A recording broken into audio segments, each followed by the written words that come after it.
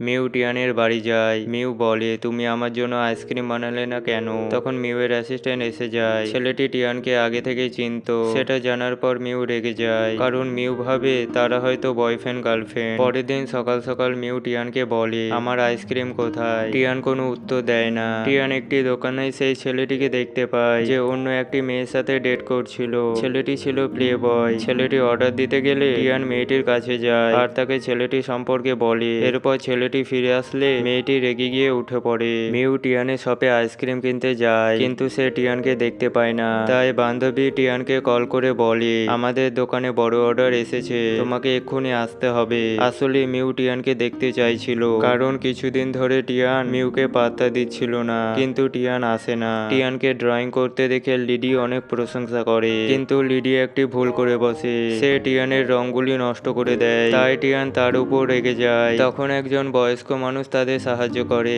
Mu তার অ্যাসিস্ট্যান্টকে টিয়ানের শপে পাঠায়। ছেলেটি 200 জনের জন্য আইসক্রিম অর্ডার দেয়। জানা যায় তাদের কোম্পানি একটি ছোট পার্টি দিচ্ছে। বান্ধবী মিউয়ের সাথে কথা বলতে চাইলে সে কোনো পাত্তাই দেয় না। বান্ধবী টিয়ানকে বলে, মিউ একটি মেয়ের সাথে অনেকক্ষণ ধরে কথা বলছিল, আমার মনে হয় মেয়েটি তার গার্লফ্রেন্ড। সেটা শুনে টিয়ান খুব কষ্ট পায়। পরের দিন ফাইনাল কথা বলার জন্য বান্ধবী টিয়ানকে তাদের অফিসে নিয়ে যায়। তারা সেখানে মারাত্মক অ্যাটিটিউড দেখায়। টিয়ান দেখে একটি মেয়ে মিউয়ের রুমে ঢুকছে, তাই টিয়ান জেলাস ফিল করে। মেয়েটি বলে, কালকের প্রোগ্রামে অনেক সেলিব্রিটি এসে থাকবে, তাই মিউকে বসের মতো দেখাতে হবে। আর সেখানে মেয়েটি তার রিলেশনের কথা বলবে। পরের দিন টিয়ান পার্টিতে দেখতে পায় মিয়াও মিউয়ের অনেক ক্লোজে আছে, তাই তার ঈর্ষা হয়। তখন মিউ টিয়ানের কাছে যায়। মিউ বলে, তুমি এক্ষুনি নিজের হাতে আমার জন্য আইসক্রিম বানিয়ে দেবে। টিয়ান আইসক্রিমটি দিতে গেলে মিউয়ের ড্রেসটি খারাপ হয়ে যায়, কিন্তু মিয়াও খুব ভালো মেয়ে, তাই সে কিছু বলে না। তখন মিউ নিজের জামা দিয়ে মিয়াওকে সাহায্য করে। টিয়ান সেটা দেখতে পেয়ে কষ্ট পায়। টিয়ান মিয়াওকে দেখতে পেয়ে ক্ষমা চায়। তখন মিউ এসে টিয়ানের কাছে আইসক্রিম চায়, কিন্তু টিয়ানের কাছে সময় না থাকায় সে বানাতে পারে না। তখন মিউ